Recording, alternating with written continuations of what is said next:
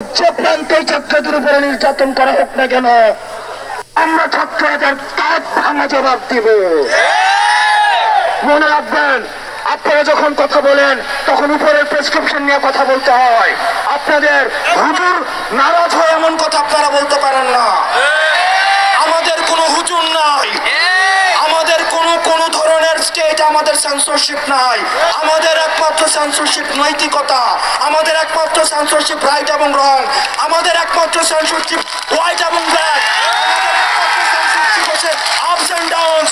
আমরা কারো মুখাপেক্ষী নয়, আমরা নৈতিকতার মুখাপেক্ষী।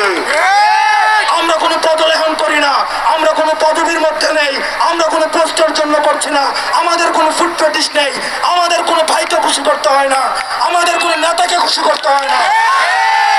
সুতরাং আমরা আপনাদেরকে সতর্ক করতে চাই, আমাদের হারানোর কিছুই নাই, আমাদের হারানোর চেয়ার নাই, আমাদের হারানোর কোনো পদবী নাই, আমাদের হারানোর কোনো জনসমর্থন নাই, আমাদের হারানোর কোনো ধরনের জনশ্রুতি নাই, আমাদের হারানো আমি জনতুষ্টির কোনো আমরা বক্তৃতা নাই, আমাদের কোনো ভোটে দাঁড়াবো না যে আমাদের আগামী বছর ভোট প্রয়োজন, আমরা রাজনীতি করবো না যে আমাদের সবার সমর্থন প্রয়োজন।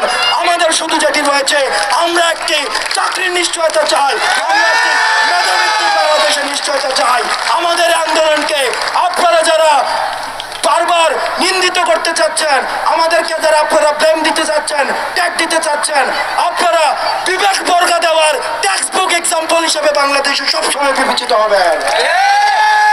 টেকনাফ থেকে তেতুলিয়া, রূপসা থেকে পাথুরিয়া, যতগুলি শিক্ষা প্রতিষ্ঠান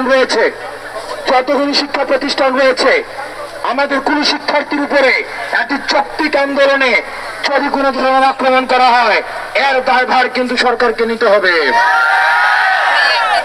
আমরা এতদিন পর্যন্ত রাস্তায় রয়েছে, আমাদের এতদিন পর্যন্ত বলা হচ্ছে এটি আদালতের সিদ্ধান্ত। গতকাল আমরা দেখলাম যারা কখনোই চাকরি করবে না, যারা কখনোই চাকরি প্রার্থী হবে না, তাদের মধ্যে থেকে রায়কে স্বাগত জানিয়ে বিবৃতি দেওয়া হয়, হাইকোর্টের রায়কে স্বাগত জানিয়ে বক্তব্য দেয়, তখন আমরা সেরকম সন্দেহের চোখে দেখি। আর সেই দাবিটি তখনই ইনভ্যালিড হয়ে যায় হাইকোর্ট যখন 3 ঘন্টা পরে বলে দেয় যে কোটা সংস্কার পরিমার্জনের পুরো কর্তৃত্ব রয়েছে সরকারের উপরে।